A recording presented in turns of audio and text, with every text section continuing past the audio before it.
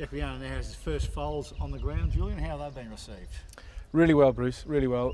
They're everything I think breeders wanted them to be. He's the sort of commercial horse that breeders are looking to get a good financial return from, as well as breeding good horses.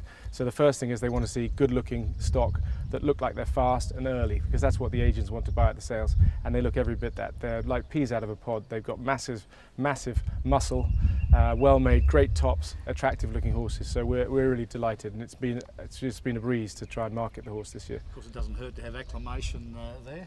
No, we've been really lucky. I mean, Acclamation is on fire right now, and so is one of his sons, Dark Angel, who made a terrific start and was the leading freshman sire in the UK last year. So we've been it's been very easy to sell nominations. In fact, I haven't had to sell any, and they've just picked up the phone and asked if they can use the horse, which has been great. You've increased your numbers this year? Yeah, it's pretty unusual that you can have a horse that's in the first season covered just about 130 mares, and in the second season, to be honest, I could have covered 170. I had to turn a lot of mares away, and we covered 145 mares. We didn't discount. In fact, if anything, I could have put his fee up this year. We stood him at 8,000, and now I look back at it, we should have probably stood him at 10,000, and then we charge VAT on top of that. So people have been quick to use him, and it's been very easy to sell him. You look at him here, you say he's stamped his progeny. He's the quietest possible stallion you could think of for an explosive sprinter. He is a Jekyll and Hyde character, really, because when you saw him at the races, he used to burst out of the stalls like a bullet out of a gun. He used to come out and he'd be in the front within about 10-20 yards, and he'd stay in the front all the way home. But when you take him home, he's just completely relaxed. You can do anything with him. We brought him down here today, shipped him 130 miles. We're in the fillies yard. He couldn't give a monkeys, but you bring him into the breeding shed, he'll cover 4 mares a day for no trouble at all. His fertility and everything else is fantastic. We're very, very fortunate to have a horse like him.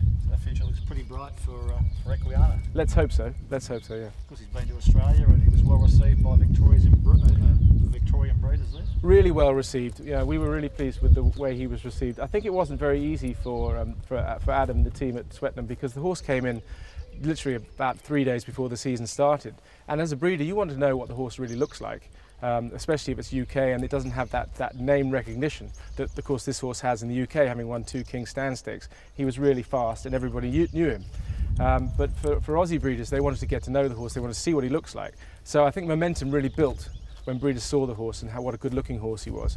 And this year, the horse has matured again, as you'd expect, and the foals look cracking. So I'd really hope the Australians will get behind him this year as well. Equiano leads the pushed along Bold Mover towards halfway. Gold Trail's ridden along, Markham out in the centre, Kingsgate Native a more prop. Niconi switching towards the near side as they race with a furlong and a half to go. Equiano, Bold Mover in second place, then Markham, Kingsgate Native towards the centre. Niconi is beginning to stay on, but it's Equiano, the winner a couple of years ago, who still leads the King Stand from Markham. Then Bold Mover running a mighty race behind these Borderless Scott. It's Equiano, ridden out, is going to repeat the success of 2 years ago. Equiano beat Markham, Borderless Scott. Niconi was 4th, massive run, Bold Mover in 5th, and then Kingsgate Native.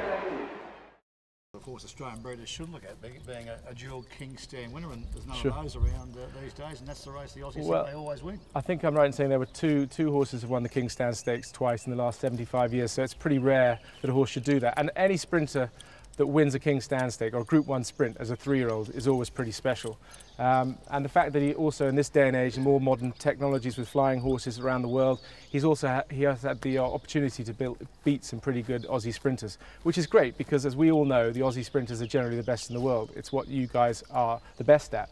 So when he could beat the likes of Takeover Target or Niconi or Gold Trail, it was great for us and great for his CV, if you like. Forward to his Australian progeny coming back here and winning the King Stand, which he did there. I wouldn't mind that either, actually. That'd be quite nice. Maybe an Aussie one against an English one would be good to see. Fantastic. No problem.